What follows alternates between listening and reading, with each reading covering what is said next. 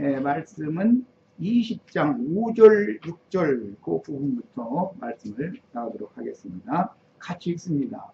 제6시와 제9시에 또 나가 그와 같이 하고 제11시에도 나가보니 서 있는 사람들이 또 있는지라. 이르되 너희는 어찌하여 종일토록 놀고 여기 서 있느냐 그랬어요. 이른 새벽에 먼저 사람을 포도원에 들여보냈고, 그 다음에는 9시에 3시에 들여보냈고, 그 다음에는 6시에 들여보냈고, 그 다음에 9시에 보냈고, 그 다음에는 11시에 지금 이렇게 들여보냈어요. 그러니까 포도원 일꾼으로 품꾼을 들여보냈는데 5단계로 들여보낸 말씀을 하셨어요. 그리고 11시 다음에 12시, 즉 이거는 전부 이제 로마 시간인데, 오늘날로 말하자면은 오후 6시 되면은 하루 일과가 끝나는 거예요. 오전 6시에 일과가 시작돼서 오후 6시에 일과가 끝나는 걸로 이렇게 되어 있는데 5단계로 나눠서 포도원 품꾼을 들여보내는 말씀을 하셨어요. 포도원이라는 건 어제 잠깐 말씀드린 것처럼 분명히 흐름을 위해서 성경에는 포도원 이야기도 나오고 무화과를 농사해서 무화과를 수확하는 그런 말씀이 나와요. 무화과라는 용어가 나오면은 육적인 이스라엘 12지파의 이스라엘 나라를 무화과원으로, 무화과밭으로 이렇게 상징을 해요. 영적인 신약 교회를 상징적으로 표현할 때는 포도 농사를 하는 포도장으로 이렇게 상징을 하는 거예요.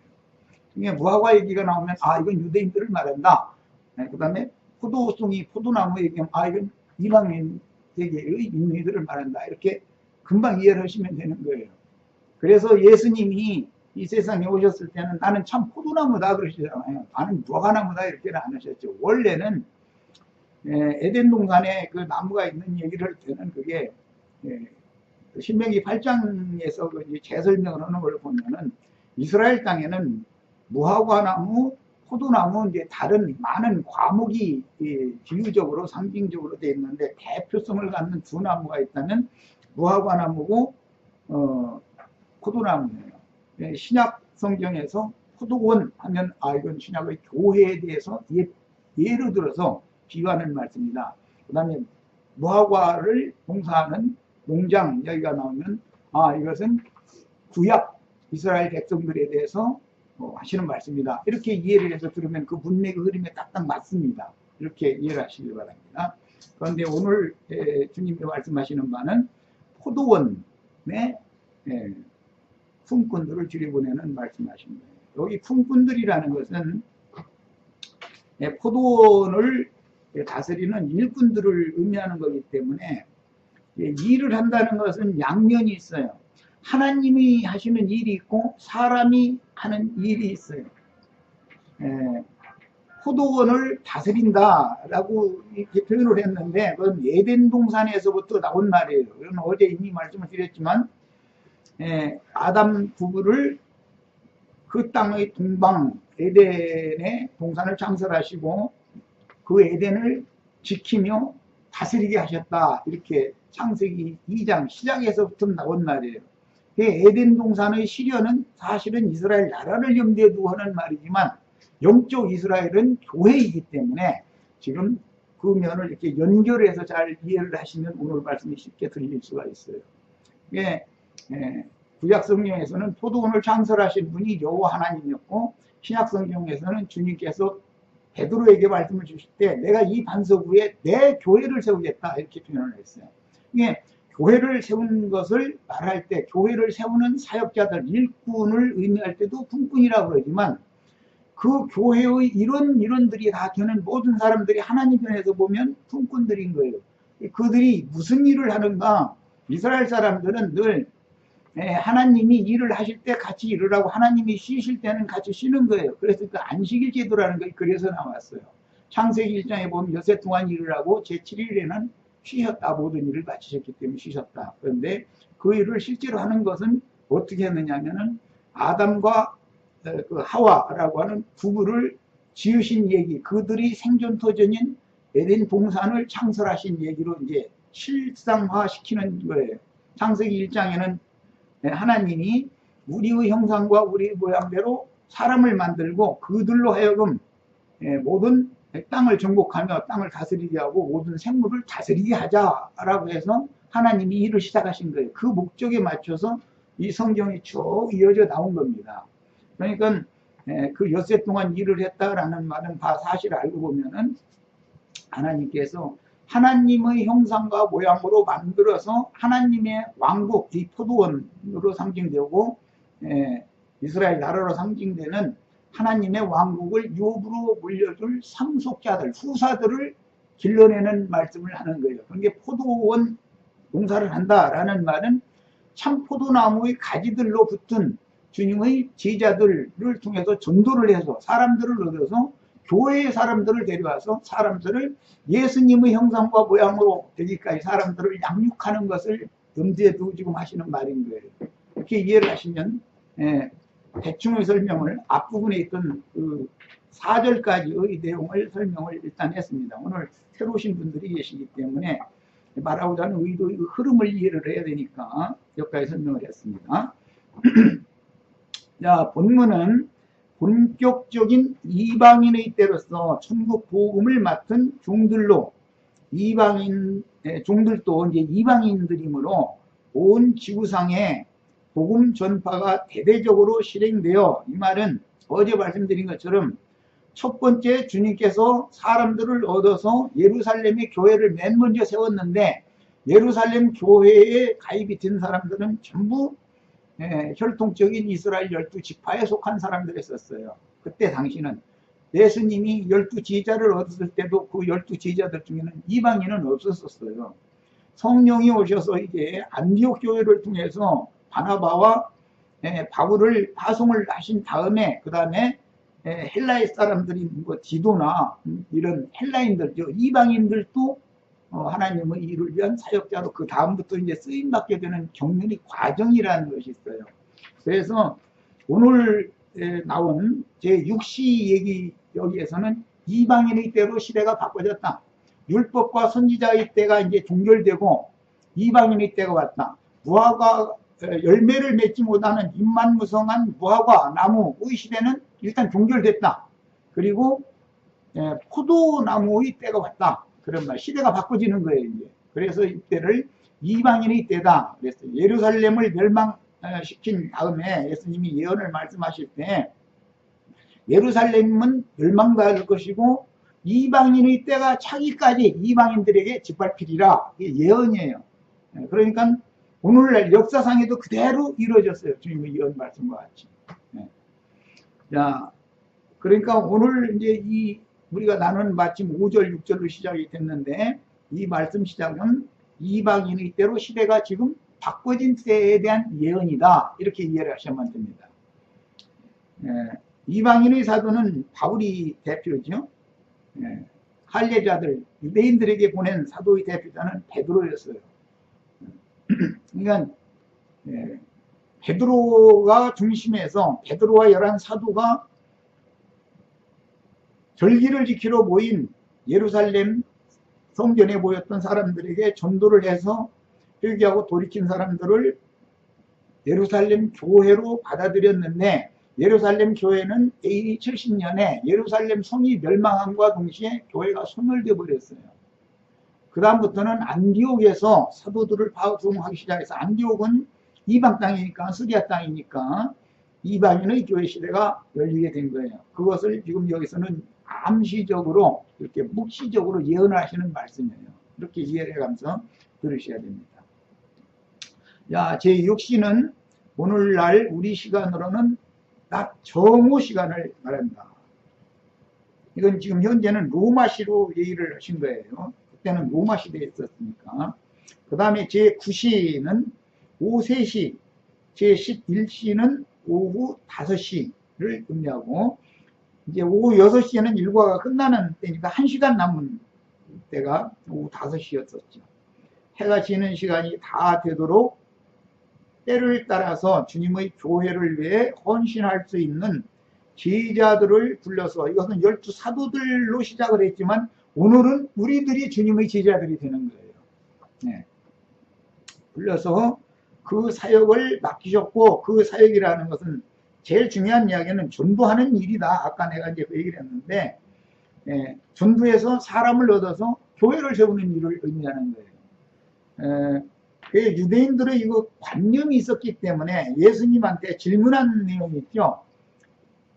당신이 메시아라면 우리가 어떻게 하여야 하나님의 일을 하오리까? 라고 질문을 했죠.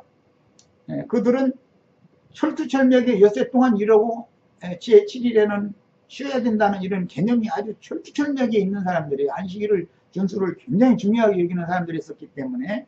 그런데 예수님이 오셔서는 그들과 달리 안식일을 범하는 분이었단 말이에요. 안식일날 그들처럼 종교적인 그런 모임을 갖거나 그런 걸 하지를 않았었거든요. 그래서 예수를 모함을 할 때도 보면 그들이 말해 뭐라 했냐면, 율법도 범하고 안식일도 범하고 그런 사람이다, 이렇게 모함을 하는 얘기를 했었어요. 근데 그들이 생각하는 안식일이라는 개념과 예수님이 생각하는 안식일이라는 개념이 전혀 달랐던 것이죠. 안식의 주인은 예수 그리스도이기 때문에 예수 안에는 안식이 있고, 예수를 떠나면 세상 신 마귀에게 붙잡혀서 사는 모든 시간은 안식이 없어요. 이렇게 이해를 하시면 돼요. 안식일이라는 개념은 예수님을 의미하는 거예요. 예수 안에 들어가면 영원히 쉼이 있는 거예요. 그러나 예수님 밖에, 그리스도 밖으로 쫓겨난 사람은 이게 지금 산 생지옥이단 말이에요. 세상이라는 건. 세상 신 마귀가 지배하는 한은 어떤 것도 안식이 없는 거예요. 쉼이 없어요. 쉴 수도 없고 쉬게 하지도 않는 것이고, 개념이 이랬던 거예요. 그런데 유대인들은 어떤 시간적인 날짜를 지키는 것을 생각하고 있었기 때문에 예수님하고 안식일 문제를 그렇게 다퉜던 거예요. 네. 우리는 그러므로 모든 세상 사람들은 안식을 얻기 위해서라도 세상 사이를 놓고 주 안에 들어가서 주님의 일을 해야 되는 거예요. 하나님의 일을 해야 되는 거예요. 이런 개념 정리를 하셔야 돼. 인생을 살 때는 확실한 목표를 가지고 살아야 된다. 아무 목적도 없이 이 세상에서 그냥 바람 치는 대로, 물결 치는 대로 이렇게 이런 식으로 떠밀려 다니면서 일생 지내버리면 사람도 아닌 거예요. 그건 짐승이 지나지 않는 것이죠. 아무 생각 없이 사는 사람이죠. 개념도 없는 사람. 그렇게 살다가 죽으라고 태어난 건 아니다. 이런 생각도 좀 하시길 바랍니다. 그래서 그 문제 때문에 우리가 어떻게 하여야 하나님의 일을 하오리까? 라고 질문하니까 예수님이 복잡한 얘기를 하지를 않았어요. 하늘아버지께서, 하나님께서 보내신 자를 믿는 것이 그 일을 하는 것이다. 답변이 이거였어요. 믿는 것이 하나님의 일을 하는 거예요. 믿는 것이. 세상에 나가서 뭐 하나님을 위해서 뭐 열심히 돈 벌어서 막 하나님이 돈 좋아하신다고 막 세상 교회가 속이니까 돈 막 해서 갖다 바치면 이제 하나님이 일을 한다, 이렇게 가르치면 전부 도둑놈들이 하는 소리인 거예요. 하나님이 무엇이 덥다고 해서 인간들이나 통용되는 그런 돈 갖다 가지고 오라고 인간들을 졸라댈 일이 뭐가 있겠어요. 하나님 뭐가 답다고 해서. 우주 만물이 다 하나님 건데. 이런 식으로 성경을 처음 시작부터 잘못 열어놓으면 끝까지 엉뚱한 길로 가는 거예요. 그런데도 내가 지금 주의 길을, 생명길을 잘 가고 있는지, 그릇된 길로, 인간들이 원하는 그릇된 길로 맘대로 행하다가 지금 괜히 가서 상처나 받고 걸려 넘어지고, 미국 사회에서는 흔히 그러더만 사기나 당하고, 뭐 돈이나 떼고, 그런 거 하라고 우리가 인생을 사는 건 아니잖아요. 인생의 목적을, 방향을 완전히 바꾸셔야 된다는 거예요. 자, 이제 일 얘기 때문에 그것까지 얘기했습니다. 하나님의 일을 한다라는 것은 하나님께서 보내신 자 예수 그리스도를 나의 주와 생명으로 영접하는 거예요. 믿음 생활하는 거예요. 그것이 하나님의 일을 하는 거예요. 그럼 언제까지 이제 하루라고 그랬는데, 어제 말씀을 드렸었던 것처럼 하나님의 날짜 하루는 1000년이고 인간의 날짜 하루는 24시간이에요. 이 하나님의 시간과 인간의 시간이 다르다는 걸 아셔야 돼요. 창세기 보면 빛이 있으라 하시면 이는 첫째 날이다 그랬는데, 거기부터 그 하루라고 돼 있지 않고 첫째 날이니라, 둘째 날이니라, 사흘 되던 날이니라, 넷째 날이니라 이렇게 날이 지나가죠.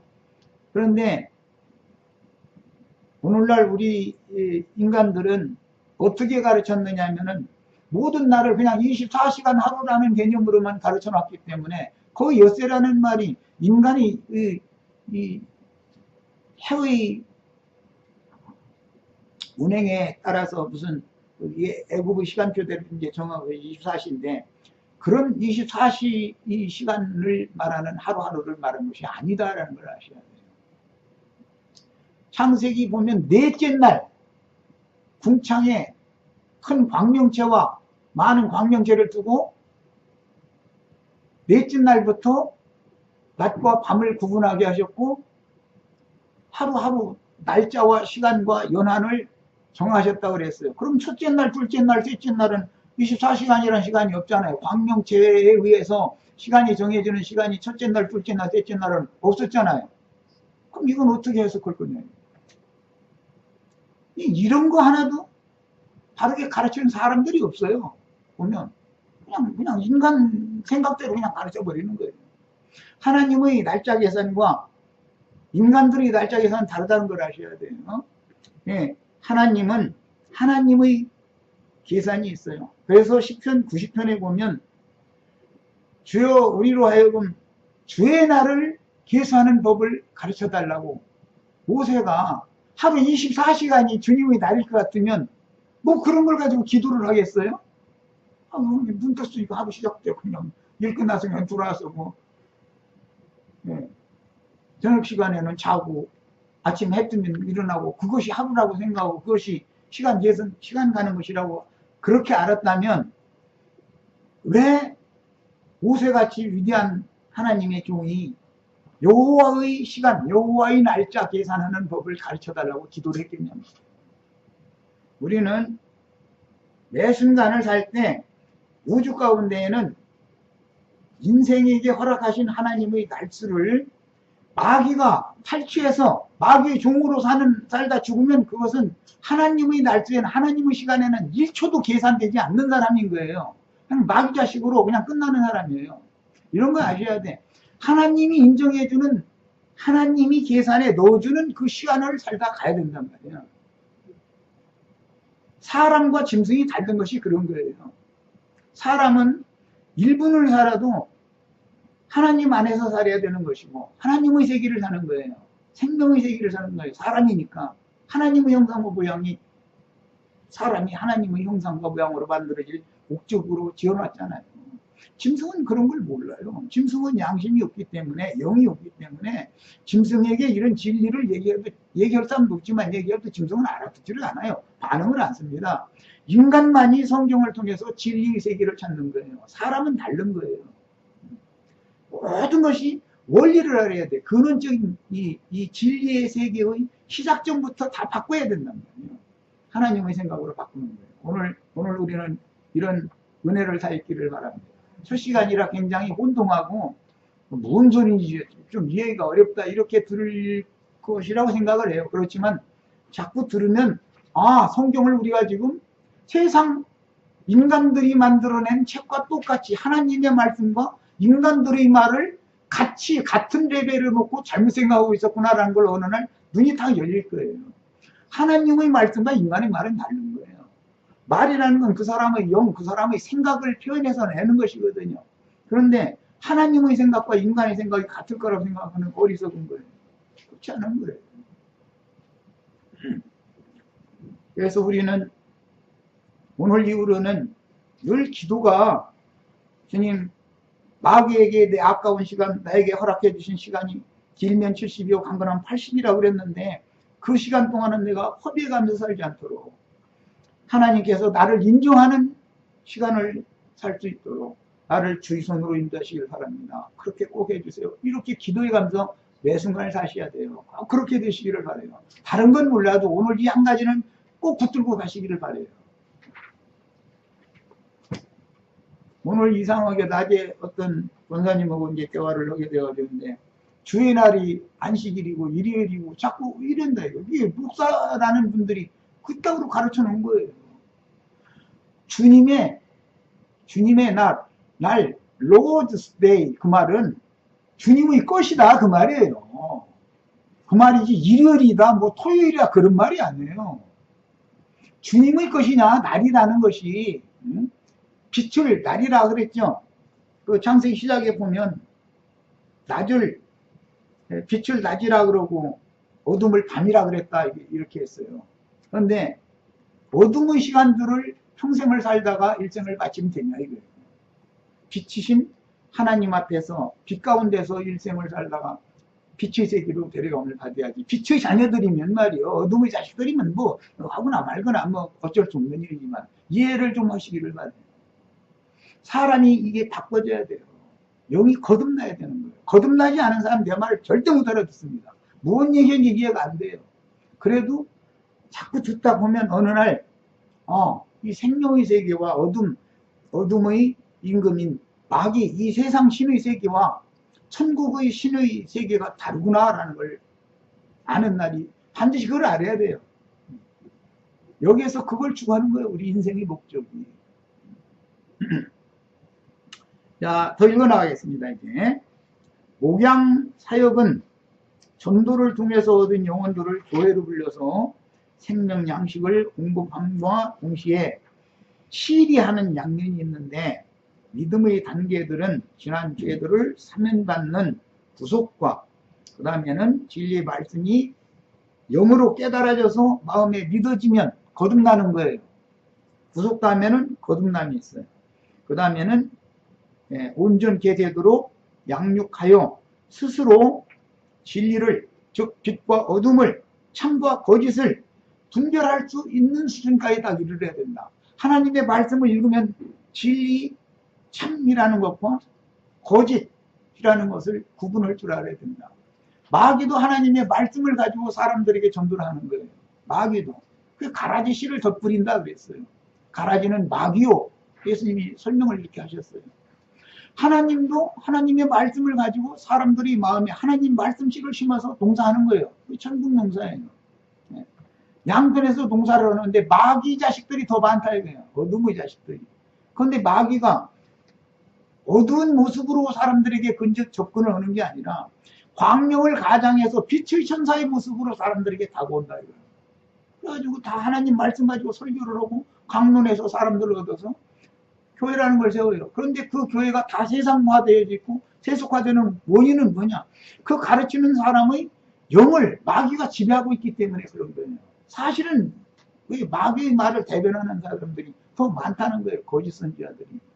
구약 성경을 읽어보시든 신약 성경을 읽어보시든 하나님이 보낸 종 선지자들은 모든 선지자들이 다 이 땅의 거짓 선지자들에 의해서 박해받고 죽임당하고 그런 길을 갔지, 세상에서 부귀영화 누린 하나님의 종들이 어디가 있어? 찾아내보세요. 성경 어디에 있는지.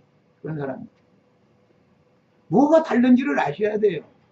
말씀을 누구에게 가르침 받을 때는 분별해가면서 들어야 된다. 이게 진리를 말하는 사람이지. 이 사람이 나를 미혹해가지고 끌어서 자기 종 삼으려고 하는 사람인지 그거 하나를 구분을 못해야 되겠냐 말이야. 세상에서 사기당하는 것도 다 그래요. 사람이 우준하니까 사기당하는 거예요. 욕심 있는 자들 우준하면 사기당하거든. 분별을 해야 된다. 진리를 옳게 분별하는 지경까지 영혼이 온전케 드셔야 돼요. 잘 자라야 되는 거예요. 그래서 스스로 진리를 옳게 분별함으로 사탄의 사자들에게 잡혀 먹히지 않고 도리어 강건한 하나님의 군사들로서 원수들을 이기는 충성스러운 종들로 길러내는 것이 포도원을 잘 다스리는 품꾼으로 사역을 잘하는 거예요. 예수님이나 제자들이 큰 예배당, 성당, 건물 지어놓고 거기다 많은 사람 불러 모아가지고 헌금 내라 해가지고 헌금 받아서 부자로 호의오시고 살았다는 기록이 있어요 없어요? 사전에 나와 있으면. 예수님이나 사도들이 그런 길을 간 사람이 성경에 있는지. 있으면 나 오늘부터 예수 안 믿을 거예요. 내가 잘못 믿고 있습니다. 내가 잘못 믿으면 나한테 가르침 받는 영혼들도 다 잘못될 거 아니겠어요? 뭐가 어디서부터 잘못됐는지를 찾아야 되는 거란 말이에요. 시작이 잘못되면 그때 가서는 엉망이 되어버리는 것이고. 사역자들이 수고롭게 일하는 낮 동안은 사실 세상에서는 가장 깊은 밤 시간인 것이다. 인간 나라의 낮이라고 하는 기간은 하나님의 나라의 생각으로는 가장 깊은 밤인 거예요. 유대인들과 이방인들이 애굽 사람들과 셈족이 날짜 계산을 시작점을 달리 잡는 원인을 아셔야 돼. 이스라엘 사람들은 셈족은 저녁부터 하루 일과를 시작해요. 오후 6시부터 하루 일과가 시작되는 거예요.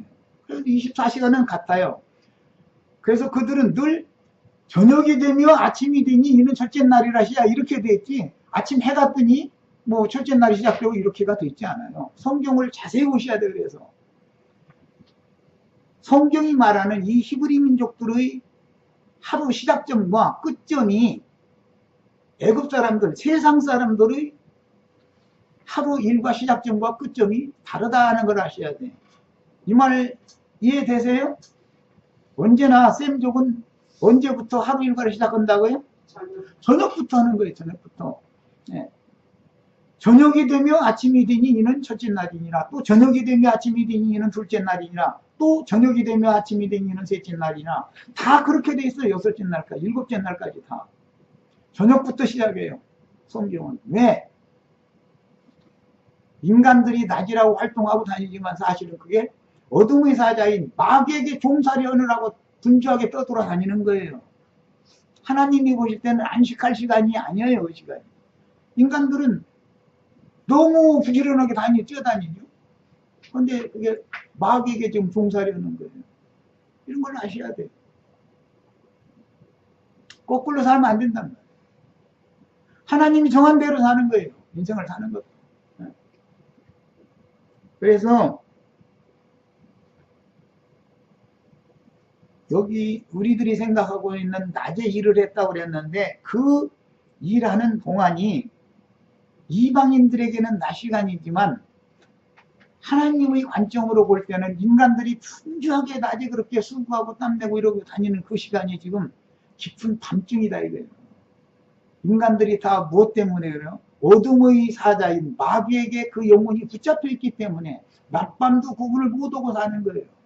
낮밤도 구분을 못하고 사는 거예요. 이런 걸 성경이 이제 뭐 여기에 대해서는 이제 많은 말을 할 수가 있는데 성경이 처음 창세기 시작에서부터 관점을 달리한다. 히브리인들은 저녁부터 일과를 시작하는 걸로 보면 하루가 시작되는 걸로 보는 거예요. 애굽 사람들은 아침 6시부터 하루가 시작되는 거예요. 완전히 낮밤이 다른 거예요. 하나님의 관점으로 보면 교회가 계시록에 보면 아시아에 있는 7 교회에게 편지하는 내용이 계시록 내용이죠. 그런데 7 교회는 뭘로 표상을 하죠? 등대로 표상을 해요. 등대. 바닷가에 배가 운항을 하려면 밤에는 등대가 있어야 기준점을 잡고 운항을 할 수 있잖아요. 교회는 세상의 등대다. 세상은 어둠의 처소인 것이고 주님의 나라만이 빛의 세계예요. 이거 구분을 잘 하셔야 돼. 낮과 밤을. 그래서 우리가 지금 인생을 이러고 허둥대고 산다는 것이 향방 없이 방향 어디로 가야 되는지도 모르는 상태로 밤바다를 항해하는 배로 상징하는 거예요. 인생이라는 걸. 각자를. 각 사람이 다 배들이다. 이거 쪽배. 넓은 바다를 지금 항해해서 이 세상 나라 이 어둠의 세계를 벗어나서 영광의 세계, 빛의 세계로 항해해서 가는 거예요. 이게 인생인 거예요. 그런데 짐승들처럼 살아서야 되겠냐 이거예요. 방향을 정확하게 알고 빛을 찾아가야지. 좀 어렵죠? 오늘 낮에 가서 열심히 화는 데 가서 이러고 왔는데 내가 밤동안 허둥대고 다니는 거냐고 이렇게 생각하실 거예요. 그런데 이걸 깨달으셔야 돼. 이것을. 어둠의 사자가 지배하는 세계에서 별것을 다 했어도 성공했어도 설사 하나님 볼 땐 그게 성공이라고 보지 않는 거예요. 그냥 밤에 쓸데없이 헛수고로 다닌 거예요. 깊은 밤에. 그래서 세상, 이 어둠의 세상에 교회를 등대로 밤바다를 항해하는 불쌍한 영혼들을 표대, 우리가 영원히 목표 삼아야 될 표대가 예수님이잖아요. 예수 그리스도는 하나님의 형상이다 그랬어요. 인생이 창조된 목적이 하나님의 형상과 모양으로 만들어지는 것이 목적으로 창조를 해놨는데 인생의 방향을 잃었다 이거예요. 이 세상에서 그냥 밤바다를 그냥 나라고 하는 이 작은 배가 어디를 향해서 가는지도 몰라. 목표를 몰라. 이래가면서 인생을 결국 등집을 치면은 뭐냐 이거예요. 그렇게 개돼지만 두무더기 그렇게 살다가 죽으라고 사람을 주는 게 아닌데. 그래서 어두운 밤바다에 등대들을 이렇게 온 세상 이곳저곳에 7교회를 세워가지고 교회를 세우는 목적이 그거예요. 그런데 계시록 2장에 보면 사탄이 버가모 교회에 자기의 보좌를 딱 좌정시켜놨다고 그랬어요.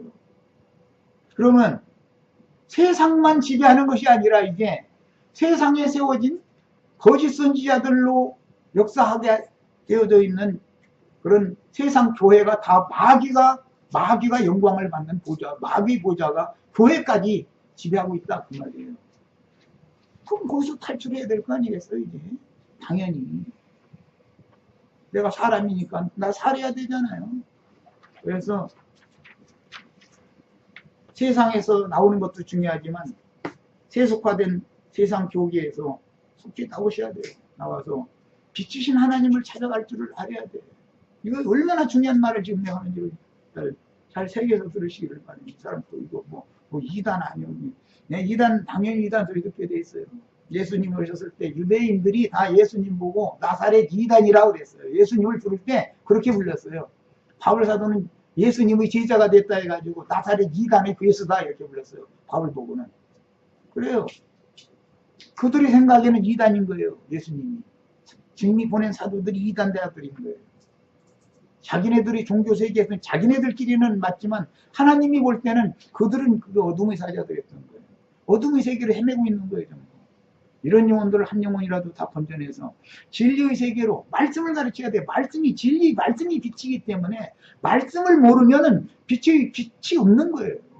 예수님이 오셔서 내가 참 빛이다. 내가 세상을 비추면 참 빛이다. 내가 있는 동안엔 낮이니까 내가 있는 동안에 빛 가운데 행해서 실족당하지 않게 해라. 예수님이 떠나면 밤이 다시 오는 거예요. 예수님이 살아계실 때는 낮이에요. 그게. 왜 빛을 가지고 오신 분이니까. 빛이라는 개념, 어둠이라는 개념도 잘 이해하셔야 돼요. 뭐가 어둠이냐. 혹시 내 마음속에 진리의 세계에 대해서는 깜깜해. 무슨 소리인지 알아듣지도 못하겠고 진리를 증거하는 사람을 만나도 무슨 소리 하는지 모르겠고 이러면은 정말로 기도가 필요해요. 나에게도 어둠을 물리쳐 주시고 빛을 보내주셔서 나로 하여금 빛이신 하나님의 아들, 빛의 자녀로서 빛의 세계에 나 들어갈 수 있도록 날 이끌어 주시기 바랍니다. 이런 기도가 얼마나 필요한지 몰라요. 쓸데없는 무슨 우리 사업 이렇게 해주세요. 그런 기도, 그건 그 이방인들이나 구하는 거잖아요. 그런 거 구하지도 말라고 그랬잖아요. 성경이 분명하게. 쓸데없는 소리는 그렇게 잘해가면서 정말로 해야 되는 기도는 안 해. 내가 뭐가 절실하게 필요한지를 모르니까. 의식이 있어야 될 거 아니에요. 의식이. 깨어나지 않았기 때문에 의식이 없는 거예요. 바꿔주시기를 바랍니다. 그 다음에 보내심을 받은 종들은 주님의 이름과 그 나라를 위해서 순교자로 일생을 헌신하였던 하늘성전 제단 아래에서 무죄한 피의 원한을 갚아주시되 땅에 거하는 자들을 심판해 주실 것을 고소하는 순교자의 수를 채워오고 있는 중이에요. 계시록 6장 9절로 11절 사이에 보면 하늘성전의 제단에서 앞선 선진들이 기도를 하는 내용이 나와요. 이 말씀 내용을 기도를 했어요. 그랬더니 아직 잠시 기다려라.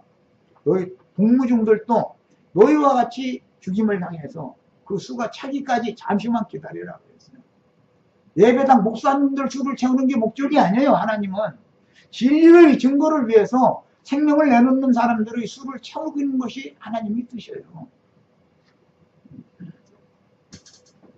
너무 놀라시지 말고 어차피 인간이 한번 죽는 것은 하늘이 정한 바예요. 어떻게 죽느냐가 더 중요해요.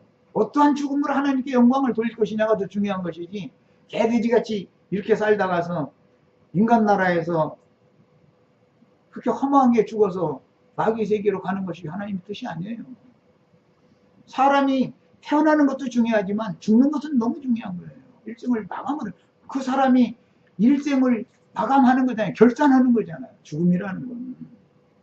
태어나는 것이 중요하다고 해도 그보다 더 중요한 건 죽는 날을 맞는 거예요. 어떤 사람은 죽는 날을 맞을 거냐 이거예요. 인간 나라에서는 자식 낳으면 벌스데이라고 축복해 주죠. 그 자식은 살라고 태어난 줄 알지만 알고 보면 한 살 먹으면 1년 동안 죽음을 향해서 한 발짝 간 거예요. 결국은 인간 세상에 육으로 태어나는 건, 육이라는 건 하나님의 나라에서는 다 무익한 거기 때문에 육으로 태어나는 것은 죽으려고 태어나는 것이지 살라고 태어나는 것이 아니에요. 그런데 사람들은 다 속고 있는 거예요. 하루를 오늘 살았으면 하루만큼 죽은 거예요. 죽음이 가까워진 거예요. 이 이치를 아셔야 돼. 그래서 그 마지막 날을 마감하기 전에 반드시 예수를 만나야 된단 말이에요. 생명이신 주를 만나야 된단 말이에요. 빛이신 참 하나님을 만나야 된다. 그래서 그분의 인도를 따라서 그분의 세계로 데려감을 받는 인생을 중지부를 해야지 인생 마감을 잘못하면 안 된단 말이에요. 사람이 태어나면 살라고 태어났다고 생각해요. 다 그렇게 생각해요. 얼마나 어리석어요. 하나님이 보실 때는 그의 인육을 입혀서 세상에 보낸 것은 죽음의 날을 정해놓고 그날이 오기 전에 말씀을 맡은 종 선지자들을 내가 파송을 할 거니까 보낼 거니까 그들을 만나서 그들이 말을 듣고 나의 세계, 빛의 세계로 와라. 그 기간을 허락해 주신 것뿐인 거예요. 인생사 밤바다 헤매고 다니면서 돈 많이 쌓아놓고 죽어라 그런 뜻으로 사람이 태어난 게 아니에요. 인생이면 사람이면 죽어도 개돼지 같은 짐승이 아니면 생각을 하면서 살아야 된다 이 말이에요.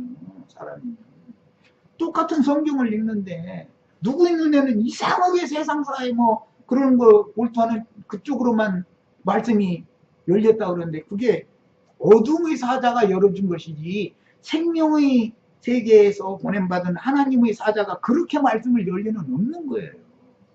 낮과 밤도 구분을 못해. 동서남북 사방 방향도 구분을 못해. 우리가 운전을 하는데 동서남북 방향 구분을 못하면 어떻게 되겠어요? 인생을 그렇게 향방 없이 함부로 살면 안 된다. 이제 오늘 이후로는 남은 시간은 정말로 하나님의 사람들처럼 주여 나로 하여금 당신이 계수해주는 그 시간을 살 수 있도록 나를 도와주세요. 이 기도를 꼭 하시기를 바라요. 모세같이 위대한 하나님의 종이 그런 기도를 할 때는 우리만큼 뭘 몰라서 그런 기도를 한 게 아니에요. 허락해 주신 70년, 80년 그냥 허송세월 하다가 개돼지 죽는 것만 못하게 그렇게 허망하게 죽어서는 안 되겠어요. 자, 이제 7절로 가겠습니다. 네. 이르되 우리를 품꾼으로 쓰는 이가 없음이니이다.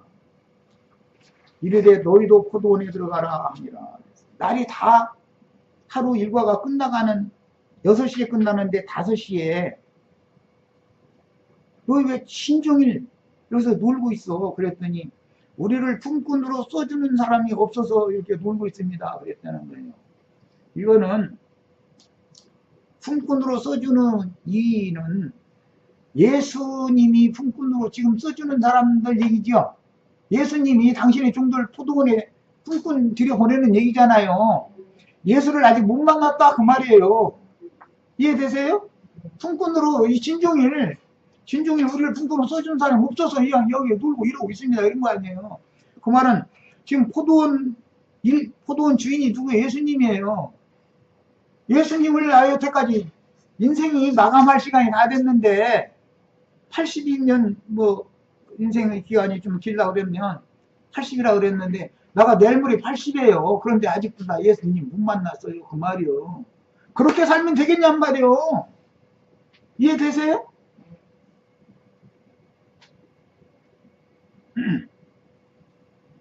그런데 세상신 마귀는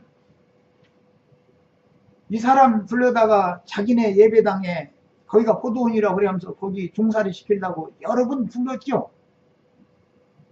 교회도 여기저기 많이들 옮겨보셨잖아요. 왜 그러고 공허했어요? 왜 거기에 안식이 없었어요? 그게 천국이라면. 천국이 그렇게 공허하고, 그렇게 불합리하고, 그렇게 가슴 아픈 일들이 많이 생기고, 그래요? 그 묻는 거 천국이에요. 교회는 천국인 건데, 이 땅에 낙원인 건데. 왜 그래요? 다 나보다 한 수가 더 높은 고급 사기꾼들이 내 영혼을 갈취해가지고 나를 세상화시켜서 세상에 가서 돈 벌어다가 돈 바치는 노예로 부려먹기 때문에 내가 그렇게 공허했고 힘들고 어려웠던 거예요. 하나님은 불쌍한 영혼들을 절대로 그렇게 함부로 취급하지 않아요. 예수님의 아내가 교회인 거예요. 어떤 사랑하는 남편이 자기 아내를 그렇게 함부로 취급하겠어요. 너무 많이 속고 살아오셨어요. 그렇게 인생을, 그런 식으로 인생을 정말 마감을 한다면 큰일인 거예요. 다행히 이분들은 이제 그때 당시 문자대로 하자면은 유대교인들이나 또 여기서는 유대교인들을 말하는 건 물론 아니지만 이방인 사회에서도 안 할 소리지만 어떤 전도 하나나 해서 사람 들어오면 목사가 뒷전에서 물어봐요. 어디서 살며 직업은 뭐냐, 학력은 어느 정도 같으며 그 사람 수입은 얼마냐, 집은 얼마나 좋은 데서 살며 자동차는 못 타느냐, 이런 거 다 조사합니다. 아니 성도들이 학력이 뭐든 한 달 수입이 얼마든 목사가 그것을 왜 관심을 갖습니까? 그거 무슨 상관이 있어서 자기는 영혼 말씀 먹으러 와서 말씀만 가르치면 자기 원래 다 한 건데 다 생각이 딴 데가 있어서 그래요. 누구한테 가서는요 문 앞에서 90도로 절을 해요. 수시라 저거. 한국식으로 하자면은 시장거리에서 호박잎 몇 개, 콩나물 조금 길러가지고 한 좀 먹고 이러가면서 길거리에 떼떼떼 하는 데서 그거 팔아도 근근히 생계해주는 분 오면은요 절대 90도로 절 안 해요. 그게 교회예요? 그런 놈의 교회가 어디가 있어요? 하나님이 그런 분이겠어요? 너무 심하게 말한다고 생각하시지 마세요. 현실을 난 얘기하는 거예요. 품꾼으로 써주지 않았다는 것은 그런 사람은 내 처벌했다. 관심도 없는 거예요. 목사도 전도해도 짐스럽게 생각해 오히려. 솔직히 말해서.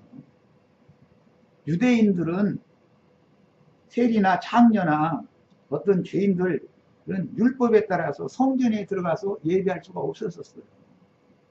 이제 내일모레 이제 곧 나오는데 베다니 마을이라는 게 문둥이촌이에요. 그 베다니라는 말의 뜻이 용어의 뜻이 고통받는 자들의 집이라는 뜻이에요. 가난한 자들의 집 그런 뜻이에요. 그곳에 옹기종기 모여서 하는 그곳에 가서 예수님이 거기에서 마지막 한 주간을 거기서 지내셨어요. 예루살렘 성전하고 가까운 거리였어요. 안식일에 갈 수 있는 거리였어요. 예루살렘 성전에 들어가서 막 불을 토해내는 거예요. 마지막이니까 이제 그 마지막 한 주간 그 말씀 다 하시고 이제 인생 이 세상을 이제 떠날 예정이거든요.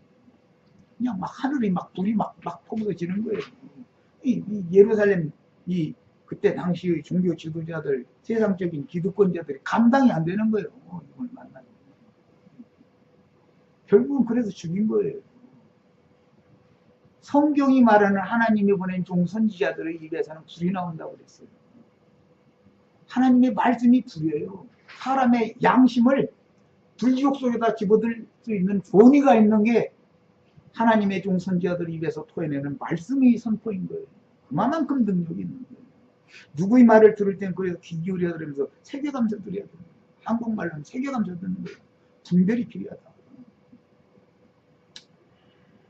힘들고 고통받고 어려운 사람들은 세상에서도 배척하게 돼 있어요. 써주는 사람이 없어요. 세상 교회에서 안 받아줘요. 써주는 사람이 없었다는 거예요. 그런데 예수님은 그런 사람들 다 찾아내서 나의 포도원에 들어가라 그랬다는 거예요. 우리 예수님이 이런 분인 걸 믿으시길 바랍니다. 왜 진중일 장터와 같은, 여기 이제 아고라라고 하는 용어는 이게 장터라는 뜻이에요. 세상에서 놀고 있었는지를 질문하신 포도원 주인께 우리를 품꾼으로 쓰는 이가 없음입니다. 그 말은 이 세상에서 버림받은 사람들이다 그 말이에요. 우리를 써주는 사람이 없었다는 거예요. 하나님 앞에 가는 것 자체를, 포도원에 들어가고자 해도 그 포도원 주인이 일꾼으로 품꾼으로 써주지를 않으니까 못 간다. 못 들어갔다. 그렇게 답변했어요. 만약 이 사람들이 세상적으로 뭔가 가진 것이 있었다면, 세속교계 그게 포도원이라면 누가 잡아가도 잡아갔어요. 벌써 잡아갔어요. 돈푸나 있는 사람 만나면요 가만 놔두더라고요. 어떤 예배당에서는 사람 전도해 가려고 수없이 와서 결국은 어느 예배당인가 끌려가게 돼 있어요. 써준 사람 없다고 천만의 말씀입니다. 나 이제 쉽게 얘기하느라고 이렇게 얘기하는 거예요. 이런 사람들은 세상에서도 버림받은 인생들이었다는 거예요. 그런 뜻인 거예요. 인생이 지금 마감할 때가 다 됐는데 하나님 나라에서는 필요 없다고 내쳐버렸다 그 말이잖아요. 이제라도 우주의 주인이신 예수 그리스도의 부르심을 다 받아서 쓰임받으십니다. 인생이 이게 마무리는 잘해야 되잖아요. 지금까지는 어떻게 살았을지라도. 이들 역시 세상에서나 세상 교계에서 사탄에게 쓰임을 받는 사탄의 사자들의 전도라는 것이 세상 사람들의 일반적인 사람들의 양심 판단에도 미치지 못하는 자들이 목회자들이었다라는 걸 이들이 지금 고백하고 있는 거예요. 이해가 되세요? 예. 세상 사람들도 사람 차별을 그렇게 안 해요. 목사하시는 분들, 신부하시는 분들 그러면 심한 말 한다고 계실지 모르지만 한국말로 가슴에 손을 얹어놓고 본인이 어떤 사람인지를 점검을 하는 게 필요해요. 하나님 앞에서는 못 속여요. 인간들의 눈은 속여먹을 수 있지만 하나님은 절대 인간에게 속지 않는다는 걸 명심해야 돼요. 특히 목회하는 분들 정신 차려야 돼요. 때가 어릴 텐데. 오늘날 세속교계의 사역자들은 메시아의 왕국인 천국 하늘의 장자교의 사역자들과는 전혀 다른 사역을 하여 짐승의 몸이요 큰 음녀인 세속교계를 세우면서, 성경에는 교회 보고 그리스도의 몸이다 그래요. 교회는 그리스도의 몸이라 에베소서에 나오는 말이에요. 계시록에는 짐승의 몸이라는 말이 나와요. 네? 똑같은 교회인데 어떤 교회는 그리스도의 몸이고 어떤 교회는 짐승의 몸이란 말이에요. 짐승 세계예요. 거기는 아주 간교하고 아주 확한 짐승들이 모여있는 것이 이제 세상과 세속교회입니다. 여기서 나오시라. 성경에는 짐승 얘기도 여러 가지가 얘기했지만 간단하게 소개하고 이 시간을 마치겠습니다. 짐승은 크게 봐서 들짐승들이 있고 집짐승들이 있어요. 집짐승들은 주인이 다 먹이고 필요대로 쓰고 재우고 뭐 똥 싸면 똥도 다 치워주고 뒷수발 다 해주고 주인이 다 해줘요. 들짐승은 주인이 없어요. 힘 있는 놈이 왕이요. 약한 놈 어디 없나 이렇게 노려보고 있다 약한 놈이 잡아먹고 그냥 한 데서 막 자고 그냥 막 사는 거예요. 이렇게 살다 죽으면 안 되겠어요. 하나님의 집에 와서 하나님의 돌보심을 받고 정말로 편안하게 모든 걸 다 맡기면 돼요. 주인이.